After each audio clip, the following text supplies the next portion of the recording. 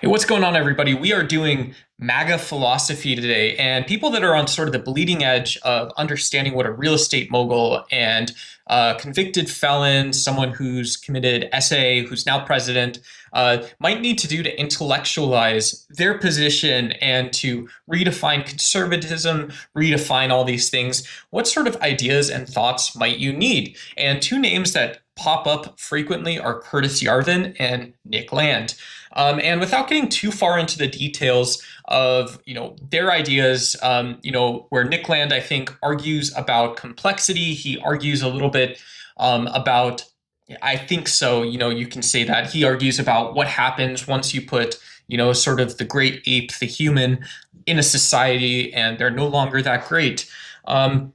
We're just going to talk a little bit about the obfuscation and sort of the lack of rigor, lack of accuracy, perhaps just the total detachment from reality.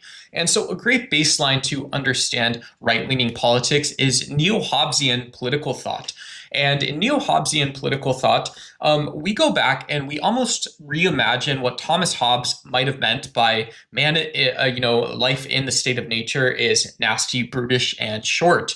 And the sort of core idea is that we are willing to trade our safety and go pursue power in order for protection of our rights. And this is what we do. We leave the state of nature, according to Thomas Hobbes. We have our rights protected. And then within the state structure, presumably one pursues power politics.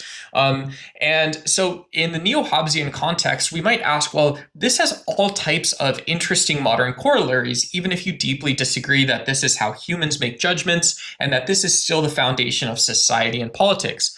Great example of this is when Hans Morgenthau talks about something like the national interest. And these are big questions like, well, if the United States is some sort of isolationist, we're a big island in the Americas, and outside of World War I and World War II, we really want to be left alone. Perfectly fine to say this.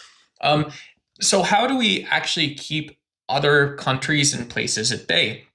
Neo-Hobbesian thought might look at certain measures that deprive people of rights or have higher taxes without sort of the dialogue and things like this and say, well, this is actually justice because this is what people are talking about when they enter society in the first place. Other sort of parallels that I don't think Nick Land or Curtis Yarvin or Donald Trump can actually even get into, should they want to. Great idea. Ideas like free speech and things like this in Europe and sort of how that's conceptualized. So the food for thought, neo-Hobbesian.